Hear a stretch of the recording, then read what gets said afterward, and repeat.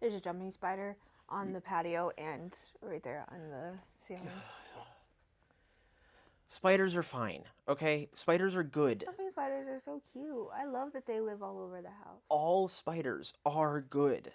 They're like baby tarantulas, Cool. but cuter. Thank you so much. I like jumping spiders. Again, spiders, critical for the ecosystem. Yeah, but jumping spiders are like little dogs. They're so cute. They're ants with more legs, They are not. and they bite. No, they don't. Spiders?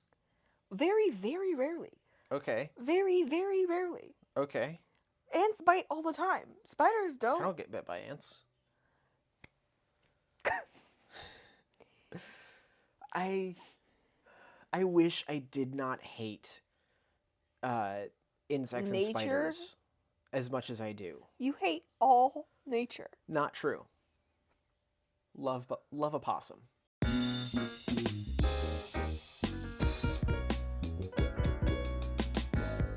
You get to take your pick between introspection or interoception. I feel like we talked about interoception too. That's just perception of self, right? No? Then what is interoception? Okay, it's perception of self, but not like in an emotional or external. It's interoception is your awareness of your body. Okay. So like how well you can interpret your hunger cues, your Poorly. Yes, exactly. Like your temperature cues, all of those cues that your body Moderately. should. So like if we talked about interoception, it would be how we manage the things that autism makes impossible to just know. Like, because when you're poor at interoception, you get really good. I mean, either you die or you get really good at spotting the other things that happen that mean, that you need this thing. Right. Because it's most of the time not like a feeling itself that tells you it. You notice all of these other symptoms that is like, oh, that leads me to this conclusion and this will fix how I'm feeling. And like performing, like making those. Do we want to talk about interoception I or guess, yeah. or We already started. introspection? To autism.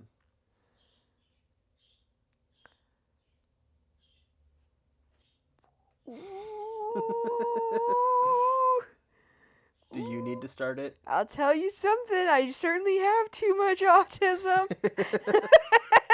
You're right. So what are you trying to do? Record? Absolutely not. Are you trying to tell me that I should do what's next? You can mix it up and do the first part again. To autism. Too furious. No, you say it. Huh? No. That's not fair. You don't have bad PDA. No, I'm really good at it. Don't fight me. To autism. To autism. Too furious. To autism. Too furious.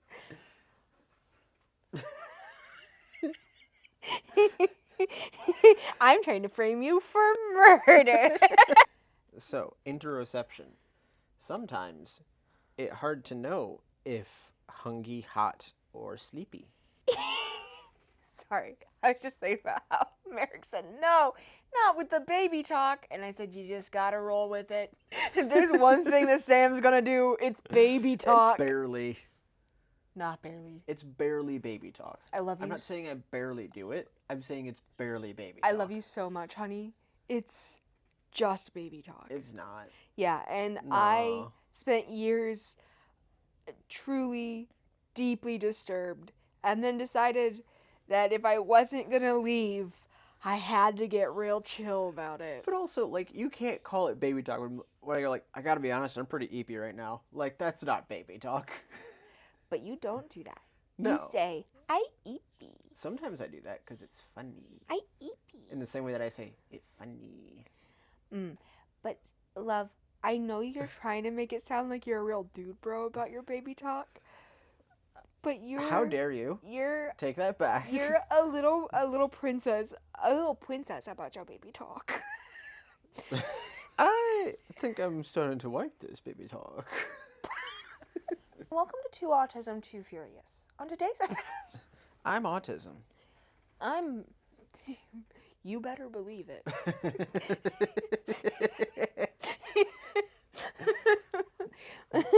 Can you guess? Make your guess in the comments now. Sick tricks. Interoception. Okay, I'll start.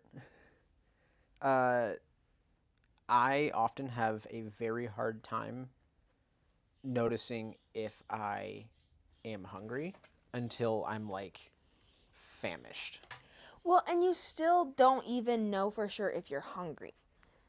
Because you go from not thinking about, like, you go from nothing to, wow, I'm like feeling dire sick. straits. Yeah. I think I'm sick. It's never hungry. Hungry is never in the mix there. Yeah, I've gotten better at it lately, where it's like, oh no, like... You know what gosh, I'm acing? Hunger cues. Well, because, like, I'm starting to, like, be smart about it, where it's like, oh my gosh, my stomach is turning itself in knots. It must have been something I ate. What have I eaten in the last 8 hours that it could have caused my stomach to be turning like this? Oh, literally nothing at all. Not a single damn thing. So maybe the problem is not the food, but the lack. I don't even think about coping with not feeling hungry anymore until I spend a day out of the house. And I just don't even think, not even a single thought about food. Because food's so stressful anyway. Why would I want to eat anywhere? Right. At any time. And so if I'm not feeling hungry or anything, and now recently, I've finally noticed that I get angry. Like, once I'm hungry, if I'm not keeping up with regular meals, I get angry. And I think probably, and it's not like angry, it's more of I feel Overloaded. yeah, I get real close, up close and personal with meltdown. And like can't cope with anything anyone's saying. Like I lose the few processing skills I possess, lose them. And so everything everyone says makes me angry, and it's like the anger of dementia patients. I think that's how meltdown anger is. Where it's just like, I'm not understanding anything anymore. Shut up, idiot. Yeah. Yeah, you get intense. I know. So, and I think that's really interesting because to me, it's like it's just like one more step away from the trauma, like one step further removed from being in constant activation. You know what I mean? Because if I can now notice between not being hungry and being able to cope with the world around me, and then being hungry and not being able to cope with the world around me, that means that I am coping with the world around me, which is pretty baller. It's pretty good. A big one for me is temperature. Yeah, you struggle with that a lot. Because like I'm disabled, and so I have poor circulation anyway. I get hot really, really fast, and I get cold really, really fast, and I just won't notice. Yeah, because it's in addition to not being great at detecting the temperature regulation, you're just very bad at the regulation itself. You're bad at it. You know, and work so, like, on that. Your hand is very cold right now. And there's something I could do about that, and I don't think about it. Feel my toes. Blur this. I just don't even think about it, which is really frustrating. And then, because I think, at least based on the things that you've said about other things that you deal with, do you think it's in part that, like, sure, you can put the blanket on you now, but you know that in 5 minutes you'll have to take it back off and then put it back on, and it's just that No, much because of overheating has to do with either like being suddenly very concerned about something, I'll overheat, but I'm pretty good at not happening, or exertion. So like if I were to go from sitting here very cold, I could probably have another 2 blankets on me without overheating, just sitting here. And then I if I got up and started like putting anything away or whatever and like picking up, I would have to take off this because I have like a layer of clothes underneath. right. Or I will like sweat and feel faint. Anyway, but like I notice when I'm too warm only because it makes me sick. It has to be pretty extreme outside temperatures for me to start feeling like ill effects of temperature. And so I'm not great at noticing the temperature cues either. But it doesn't hurt you. Yeah, like it'll be, I'll be wearing this and I could fully start sweating in this and be like, oh, maybe I could take this hoodie off. And I take the hoodie off and feel instant relief. I used to think that I was really like talk about acing the test. That I really got the interoception thing down. Like I was so on top of it and I knew the cues and like how to do the things. And that's not true. What I knew was like a list of information basically of like humans need this. So I would need this. And that's how I started building my awareness of myself, my own needs. Is like, well, humans kind of need food this often and this much water. And like these things are beneficial for human beings. Doesn't matter who you are, unless you have specific like illnesses or allergies or whatever. Okay. So I started there and like in my head, and I was so used to doing that in my head I'm like, yeah, I'm amazing at this. Okay. Recently, like I said, noticing the things about my own hunger cues and like the difference between being fed and not fed, and like realizing when I'm feeling hyper, like I have too much energy and I can then move and get that energy out. I had no awareness of that my entire life. Like the difference between having energy and not having energy, it was all flat or negative. But that isn't true. Like I do have very big spikes of energy. Like the ADHD does ADHD. There's something very specific that I was trying to get to. Oh, the one that I realized the most is migraines, because I have like I have more than one type of migraine. I can't remember what they're called. I can't remember if it's like typical and atypical. I don't know. I don't remember any of the things. I don't know anything I know about migraines. I get some painless migraines or migraines in my jaw and stuff, and I just wouldn't notice. I wouldn't notice them. And so I'm trying to figure out, like when I get delayed speech or stuttering, there's a migraine happening, and if I pay attention to the typical areas that migraines affect, I would notice. And so like I do get more irritable and easily frustrated, and I can't interpret the world around me as easily, right? Or with when I'm gonna start dropping, like when I'm gonna start passing out from like cleaning and stuff. That was the other day when I looked at you and I said, I don't know, I think my glasses are making me dizzy. And couldn't figure out why I felt so dizzy. Because you were hungry? And no. It was a migraine. I feel like you just stopped listening to me. I lost track of what you were saying. So I'm talking about when I'm about to pass out from physical activity. The other day, I said, I don't know what's happening. I think my glasses are making me dizzy. And then I blacked out and almost fell. And it was because my glasses weren't making me dizzy. I was dizzy and needed to sit down, and I just wasn't perceiving that at all. I don't know where I was Not for listening the to past me. 2 minutes. Yeah.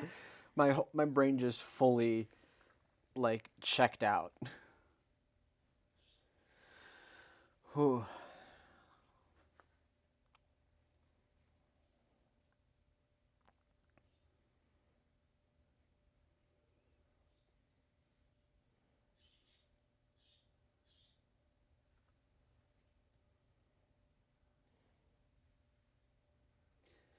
But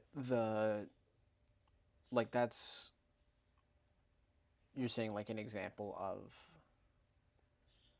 when just knowing the facts about what causes like different. No. Nope, that's not what I was saying. Because it. I was saying I noticed I was dizzy. And noticing I was dizzy was new. But it doesn't matter. Yeah, I'm sorry. I just completely like fully shut down. Sorry. Yeah, I don't know. I'm very not with it today or right now. But noticing you were dizzy is a new thing for you.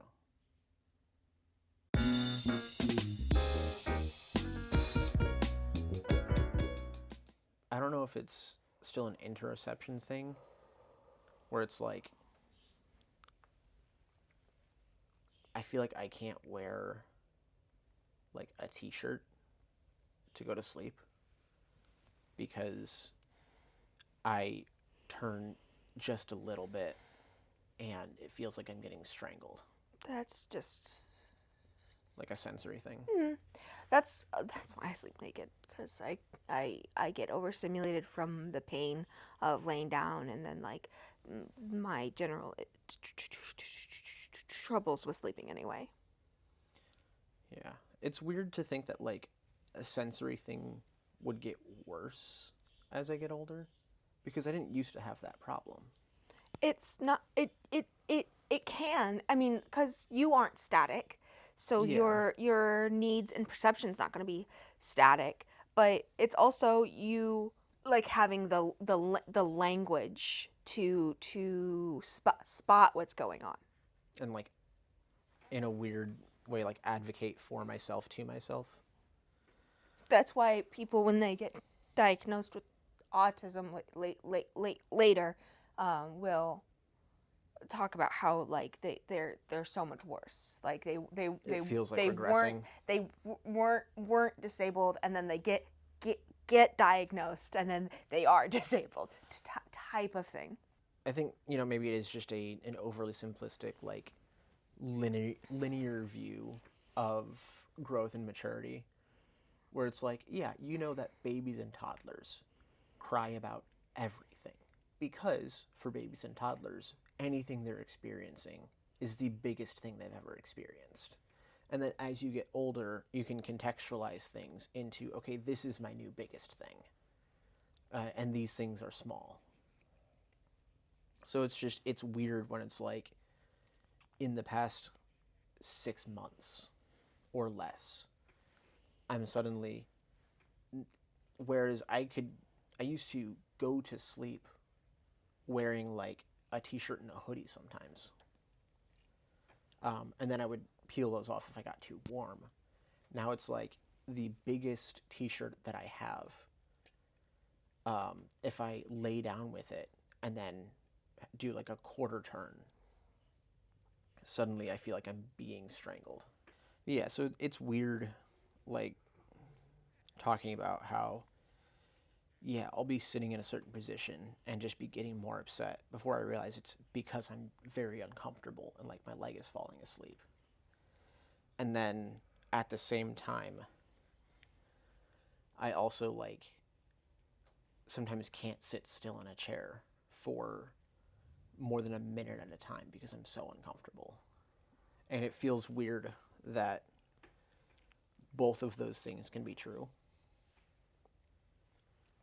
Because they feel like such polar opposites. Sometimes not expressing your feelings is less healthy than expressing them.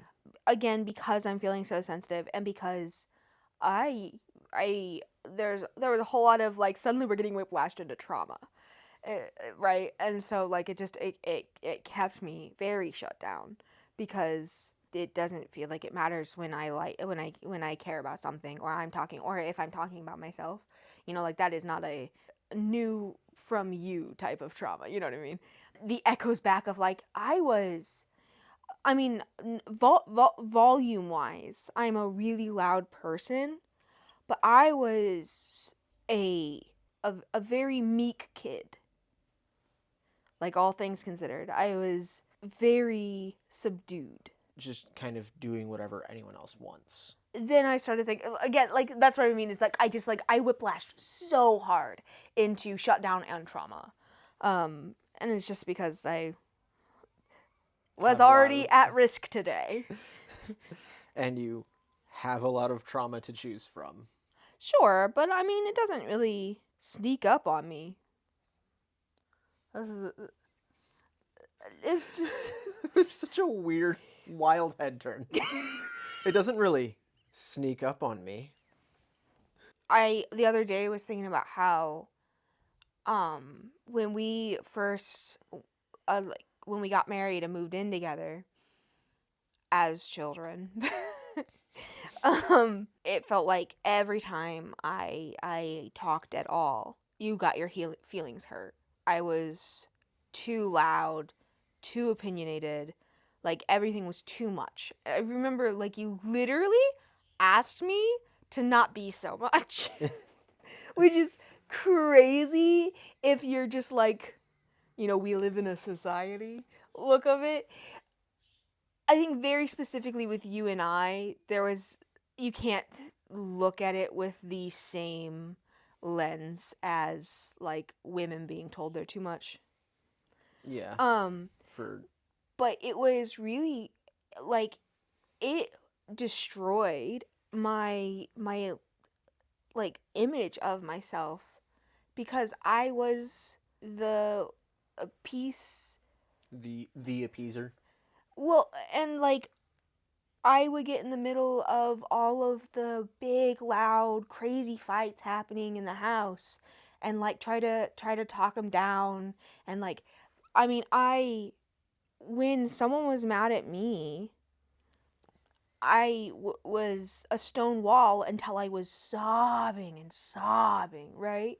But like that happened when um I would be told that I just thought I was perfect, right? And so then a fight would escalate from there.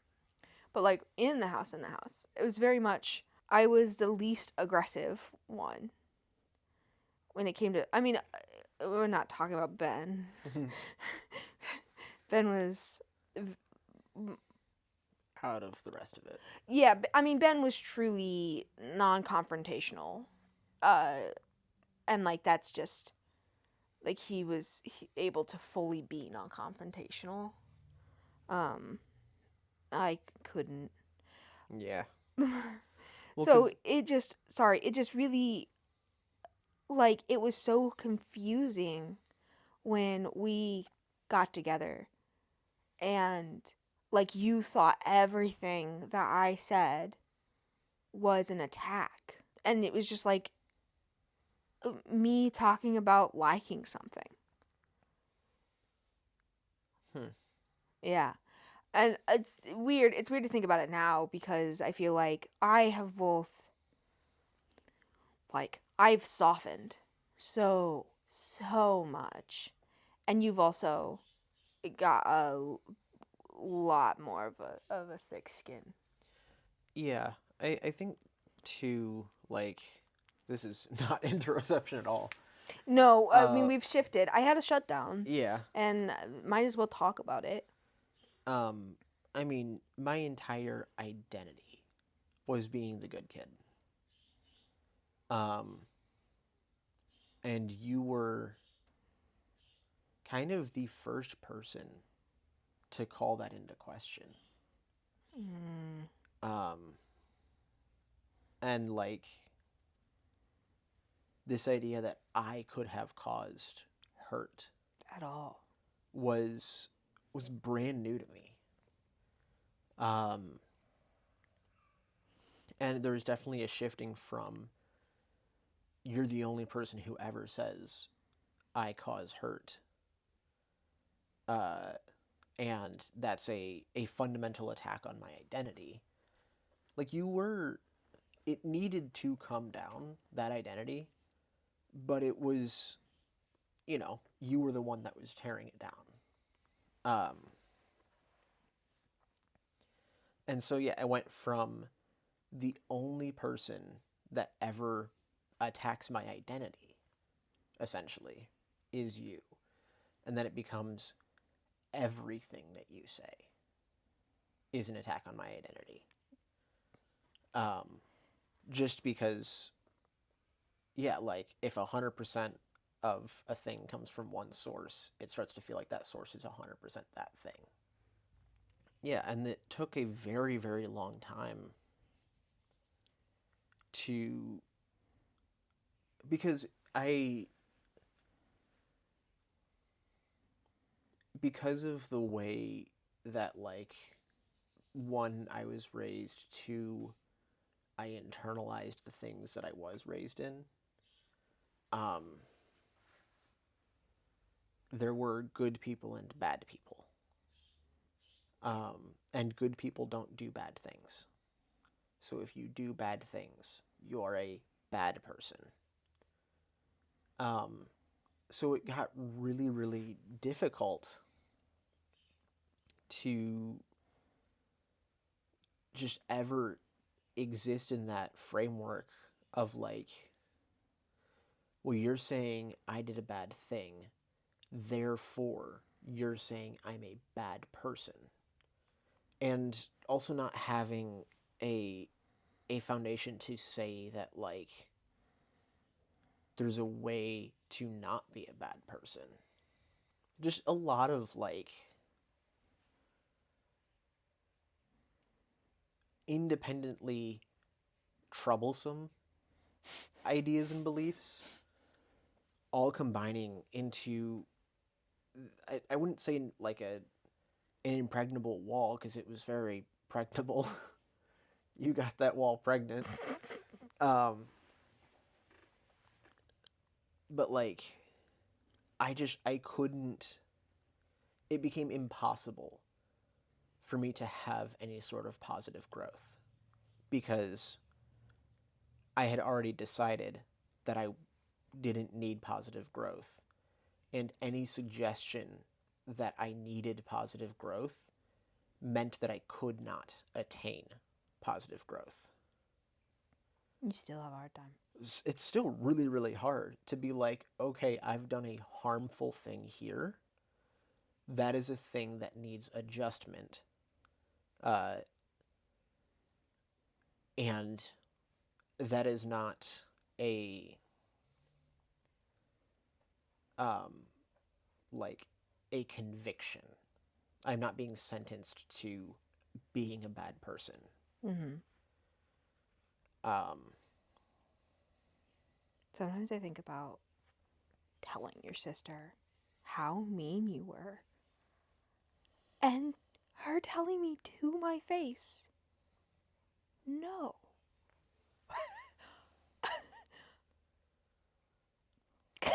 That I must be misunderstanding you. Because you are the nicest person she knows. because no one had ever questioned my And identity. I was like, I live with Sam. Yeah. All my time is spent with Sam. Sam's mean to me. Like, Well, I think there's other reasons why. I mean, one, only wanting to see the best of me and Sure, yeah. to other reasons. Um, But like, no, it's, yeah, because again, no one had ever because you weren't, challenged that perception of but me. you weren't a And person to anyone. no, I was a good kid. And that was, I mean, like that, It your was the end. entire mask was being nobody. Yeah. And like a lot of times your entire mask still is being nobody. Yeah, I took a lot of comfort and pride in being nondescript. Yeah. Um, I think that was definitely like a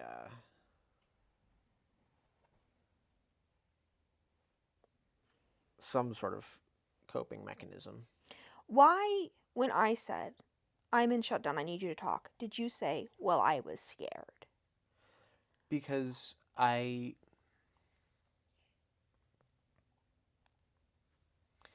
was scared. But why did you need to give that to me when I was the one in shutdown? because I didn't know what Why to do. is your fear my responsibility when I'm the one experiencing distress?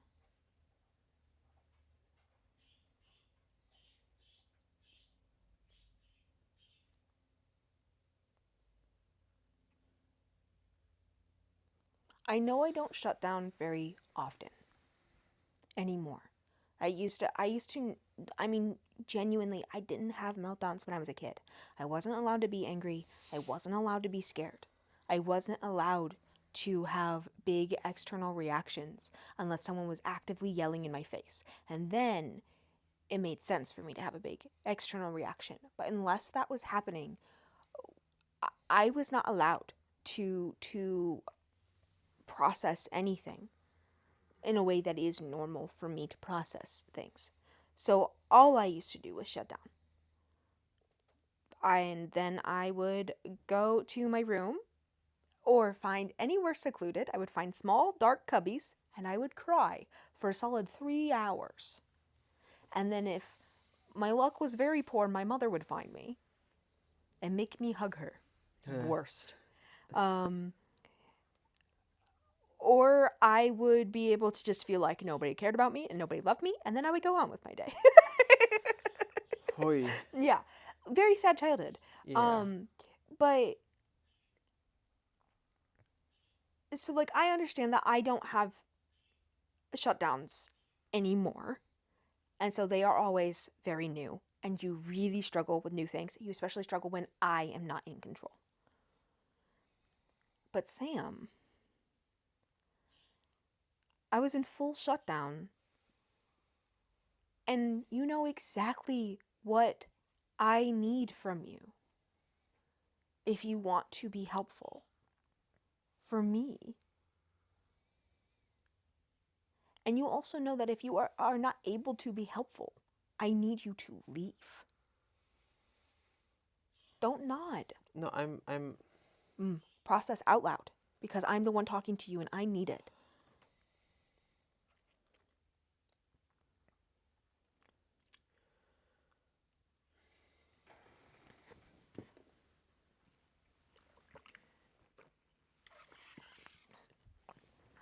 it feels, I mean, it's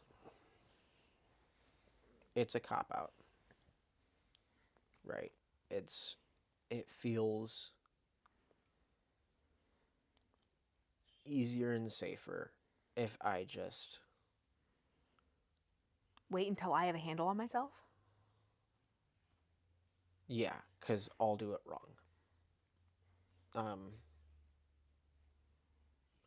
And yeah, I tell you that I'm scared because you have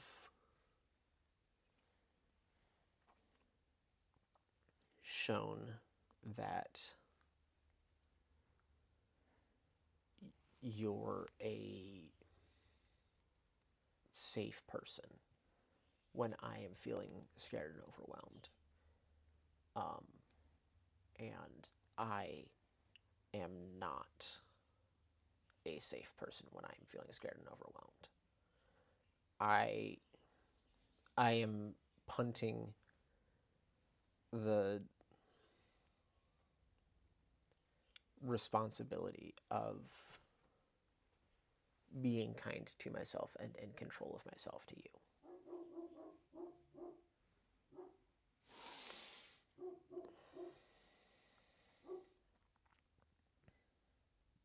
And that's a problem for a lot of things because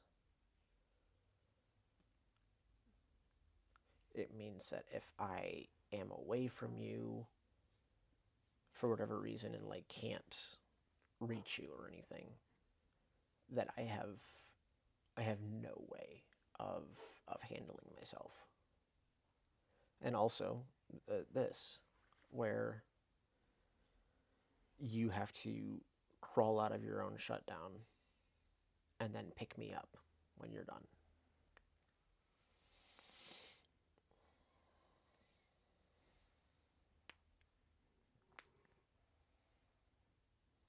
I am unequally yoked. Yeah, look at your shoulders, look at mine. You're fucking yoked. You've got me. You've got me again. Yeah, what about it? You've got these straps. What am I supposed to do? Whatever you want. Dumb. Nah. And it is hard because you, like I said, I know you, when I can process and I am not, like, actively relying on you, to not make things worse, I get that, like, you really do, struggle with anything that is new. Anything that is not, like, intimately familiar. And me always having the answer, always being in control, and always having the words to say out loud is what you are intimately familiar with. And I'm also really, really bad at handling when I feel like I've messed something up. So it's like, oh my god, I broke it. I broke it. I can't touch it. I broke it. I can't do anything about this. I broke it. Again, a problem that, like, I mean, yeah, just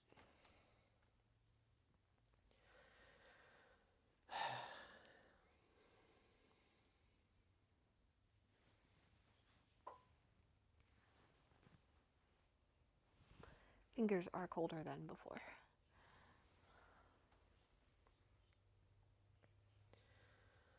but yeah, another thing that, like, I am immature in is cleaning up my own messes in every area. You said literally and metaphorically. Yeah. And like personally, professionally, I feel far more capable of cleaning up someone else's mess. And I don't even think I feel like most of the time like petty or vindictive about it. Like, oh, you made this mess, now I have to clean it. Sometimes. But like, I don't know, I just realized this is also a thing at work where it's like someone else broke this thing, they're like, I can't figure out how to fix this. And I can step and be like, that's cool. Take a breather, go take a lap, and I'll see what I can do here. Mm-hmm. But when I've messed something up, I am blind and paralyzed. It's hard. It is very hard in, like, the moment to feel like I'm not allowed to be the type of autistic that is disabled. You know, the autistic kind. Yeah. And again, a lot of that is also just I wasn't allowed to be growing up. Especially growing up in a household where if you can, you should and you are morally wrong for not. If you can get out of bed, and I'm not saying without injury. Physically. If you physically can get up and do something, no matter what the consequences are to your physical or mental health, that does not matter.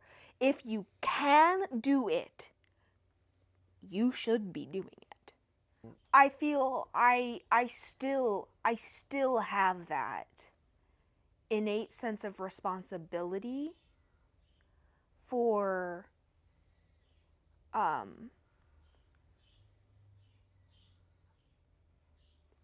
fixing things. And not being the problem. If you physically can force yourself to no longer be the problem, it is your job to not be the problem. Yeah. Regardless of how damaging that is to you. That was another thing I was thinking about earlier when you were talking about, like, you felt like you had the obligation to be the conflict resolver. And how Ben didn't have that same sort of... Ben disengaged entirely. Yeah. That is more similar to, like, how I grew up, where if there is a conflict, you disengage from it.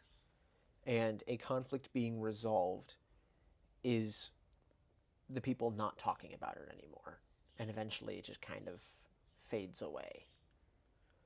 And I think, especially, like, coming into our marriage and living together, where just such different definitions of conflict resolution, in that you had one and I didn't. But my conflict resolution was you go and tell somebody is crying. That was because when it was I never learned how to personally resolve my own internal conflicts because I never got to explore like being hurt and then addressing it and then experiencing like being told sorry and stuff. Like that was not something that I had any experience with. I could handle doing that with other people. But like on a personal level I couldn't. And so I would talk, just like waiting for you to talk back, like waiting for you to have a conversation with me, and or like to yell or to cry. Like I was just waiting for anything, and you were waiting for me to shut up. Because that was my understanding of conflict resolution, was we are not actively conflicting anymore. And if you're yelling, you're conflicting. I'm not conflicting. You're the good guy. Kind of, yeah. What do you mean kind of? I know, it was But yeah, exactly like, that. That, like, look, I'm the one trying to resolve this conflict by not engaging with it. And so, yeah, having, like, where you letting a conflict just go was not something in your vocabulary. And hashing out a conflict was not in mine. Yeah. Hell. Yeah, it was nightmarish. Hell, it really was. Children shouldn't get married. Yeah. We were legally adults. Technically. But boy howdy. I mean, it was a month before my 20th birthday, and you were... Yeah, but we were both autistic. Yeah. And I was deeply so traumatized. We had, like, the mental age. For, like, 14-year-olds? We were 5. Like, forever, if you know what I mean.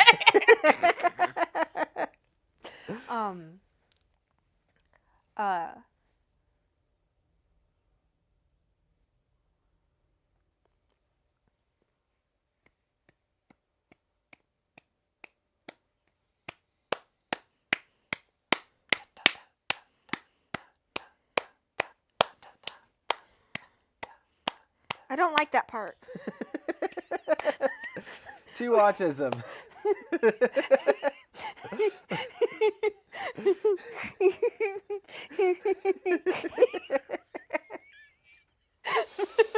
Hey, I love you. Love you too. I'm sorry I made you shut down. Made is it's a bit strong. Catalyzed. Help me catalyze. I think I was, if not that it was my fault, but like I Take the blame. yeah, this looks really comfortable. Yeah. It really makes your tits pop. Yeah, you like the trembling of the legs too? I don't care. It's the titties that's getting me. Well, yeah. Well, no, it's just that like I think that I should have realized that I needed to have like a nice you paying attention to me conversation before we did anything. And I struggle. So with interoception, it feels the same way though. Is that like I really struggle. All of it does tie together. I really struggle with feeling like I'm like I'm not interesting or a priority to you. Not like that sounded like a whole statement, and it wasn't at all. It was in pieces.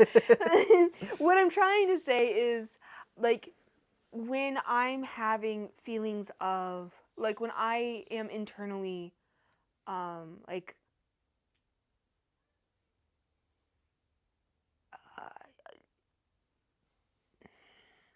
I don't know how to say like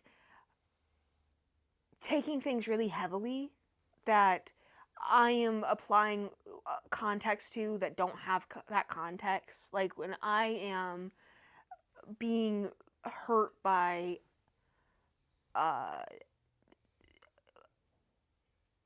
demons that don't exist. Basically, I was already feeling tender and like maybe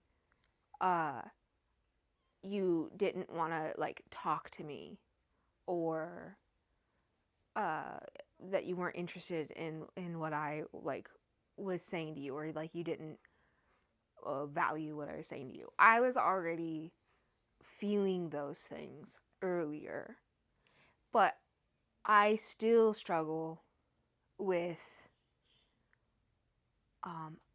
validating those feelings enough to say them. I'm not saying that they are valid as in they are based in reality.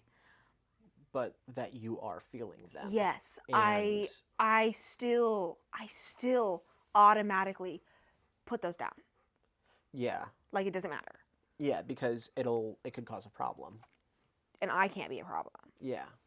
Yeah, and like so earlier I should have just talked about feeling like lonely and like you didn't like me. And had a moment of like reassurance and hanging out. And like, hey, we need to like kind of lock in for this.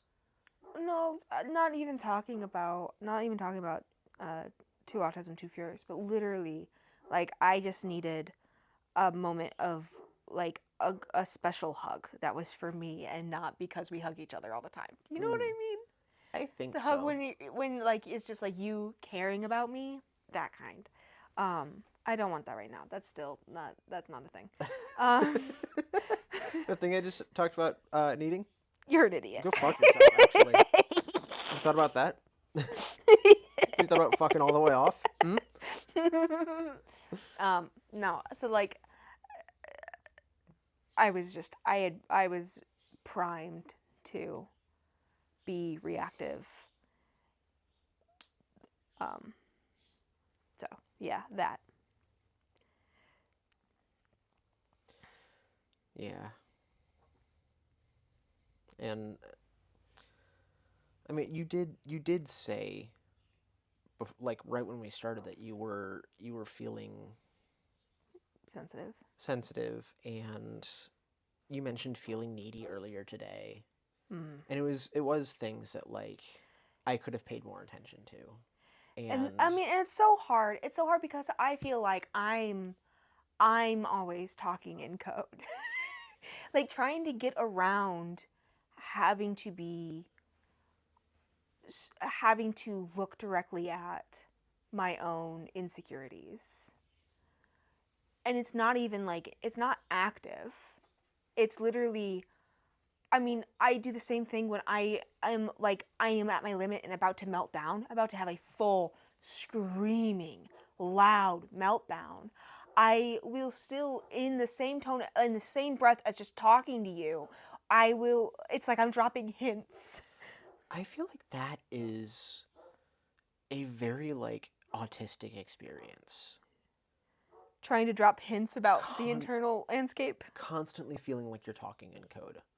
Hmm. Um, I don't think it's just unique to you and I, because like that happens all the time with me, where it's like I'm trying to like I have this thing that I really want uh to express, and I just and like can fully articulate the full sentence of that thing. Like I don't struggle to find the words for it. I already found them. I'm just not allowed to say those words. And I have to say a different thing or not say something or just stand and like look at a thing and wait for you to notice that I'm looking at a thing. Yeah, and it's so stressful. It is on both on every side of it, cuz it's like no, I wish I was allowed to say the thing that I want. But I Um simply can't. I think it's a thing where it's like the chance of being misunderstood.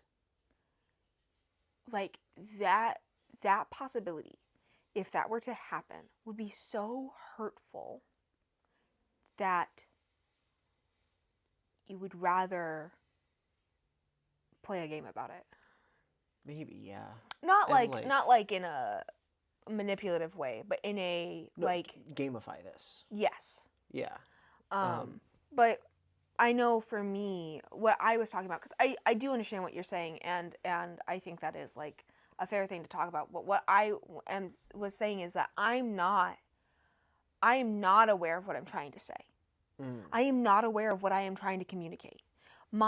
It's like my brain is throwing SOS signals out of my mouth that I am not able to catch, that I'm not even noticing.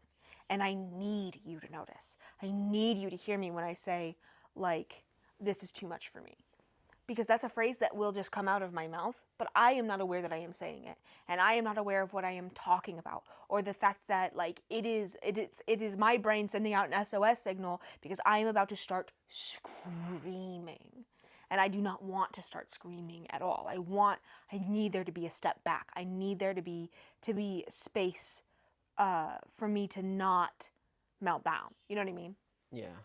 Um, yeah. It's very much like missing the forest for the tree. I think you're really good at picking up on those. With you? Yeah. Yeah, I think that's trauma. Mm.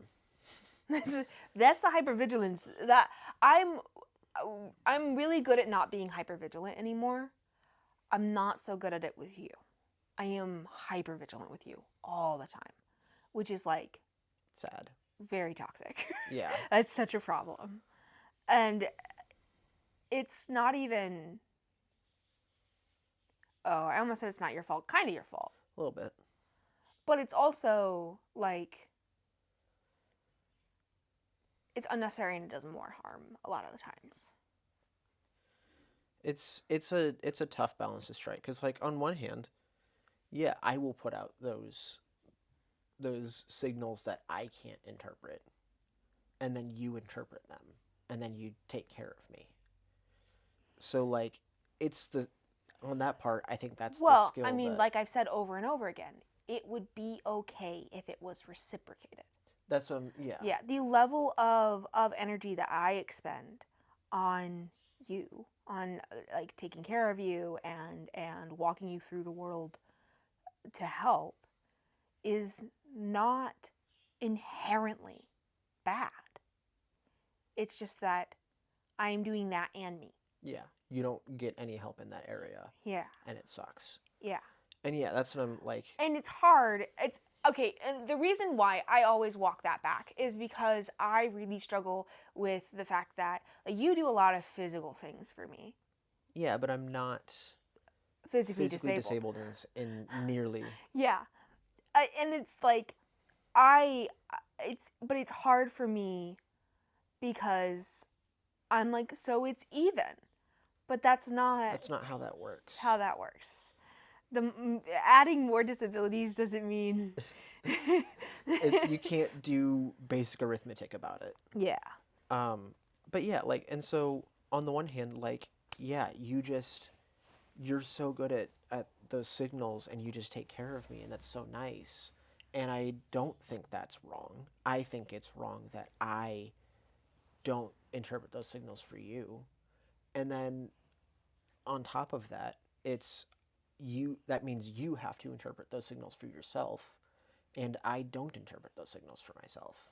And it's like, do I want you to care for me less? No.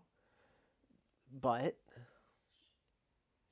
well, it's really hard because sometimes I try, but that means like I go 3 months without having anything at all, right? Because I'm really good at like all or nothing type of withdrawals. So like a year ago, I was like feeling an imbalance in energy output, and so I withdrew. And it really was like almost 3 full months because I needed to make sure that like what I was perceiving was true, and then get like the gumption to be able to talk about it, because like again, if I'm the problem, don't be. You know what I mean? So like I have to do so much work in order to bring something that is just negatively impacting me. I'm the only one yeah, who's being affected, right? it's But like that doesn't work with you. You just get sad about not you get sad, and then also your life starts falling apart. yeah. And it just falls apart. It really does so fast. And like in a genuine way, you don't notice it's happening. Yeah. And that's the thing, is that like it's that unfairness again. That I can't tell when, like, I don't have enough emotional awareness to notice that my emotional needs aren't being met, because I'm not meeting them. Yeah, and you're not like it really is. It's so anyway, it doesn't work. Yeah. Withdrawing doesn't work. And it's also like not fun for me because like I love you and want to show my love, right? I want to do those things and I want your life to be better. So like withdrawing, not an option.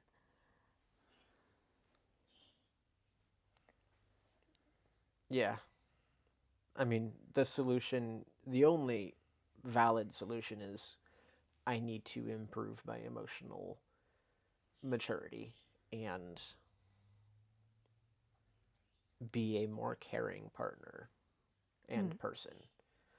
And that is a hard thing to accept about yourself at approaching 29 years old.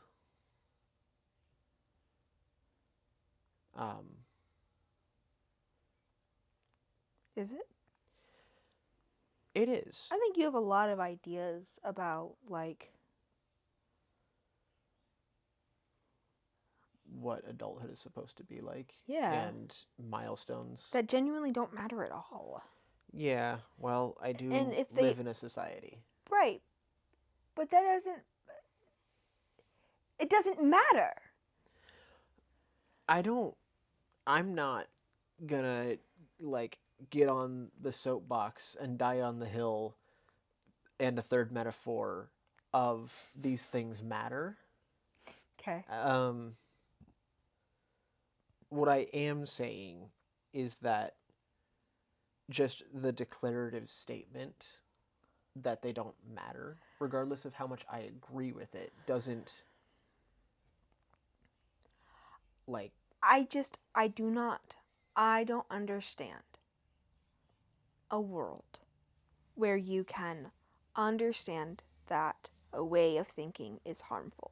You can actively acknowledge it and then not investigate it again. That's wild to me. Everything you do is as if everything is permanent and you have no say. You are like a Mary Sue. Everything just happens to you. You are Bella Swan. Thank you. I do think... Oh, you're wearing it. Cullen's baseball. Thunderball. If I were to leave you in the middle of the woods, tell you I did not want you to come with me, 40 feet from our house. you would get lost. Yeah.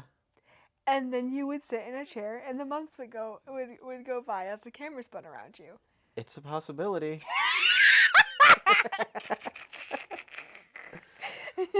No, I mean, but, like, yeah, you're right. And I don't want that to be my life. Right. And what I'm saying is it's crazy that you have that, that, and I don't want it. And then you leave the rest blank. There's nothing else there. It's all empty. A lot of it is just, like, thinking about that is exhausting, I think is the right word. Like, I just, like, oh yeah, I need to take steps to make these things not real about me anymore. And you start looking at it and it's just like, this is not even step one. We're reading the introduction of the book and I am laid out on the floor. And it's hard. I mean, okay, yeah, that's the end of it. It hard. I think I would know. Yeah. And yet, you did it. And are doing it. I know. I don't have good excuses. And I'm not saying that I do. Not a perfect person. There's a jumping spider out on the house. Yeah. I wonder if it's the same one from last year that I watched catch a thing. I don't know where the other ones are, which is cool.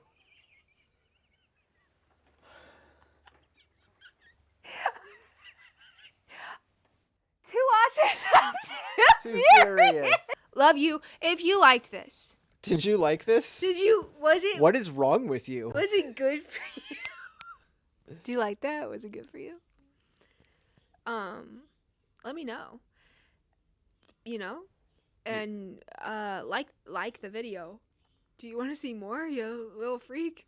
What'd we say Subscribe. about what were you commenting your guesses on what? You remember. I said it earlier.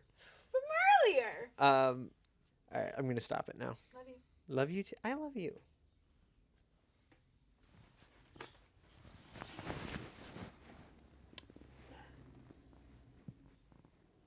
Four.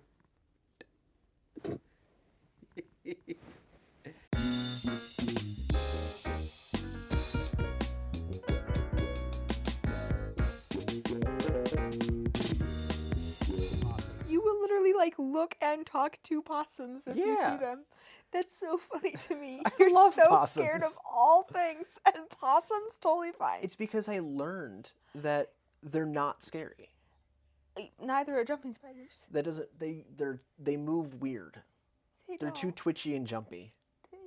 They're so great. And the fact that they're called jumping spiders, like a possum's not gonna get at you. Jumping spiders aren't getting at you. The way that they don't know it's me.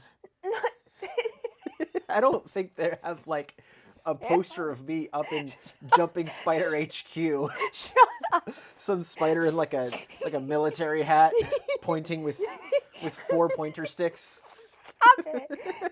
No, because they don't make webs. That'd be ridiculous. They don't make webs to catch. Yeah, they're ambush predators. So they just they see a shadow. Not your shadow, Sam.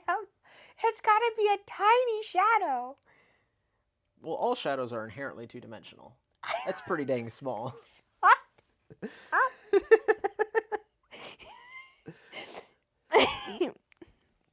But they like, because they don't, I feel like when a jumping spider moves, it's like there's frames missing.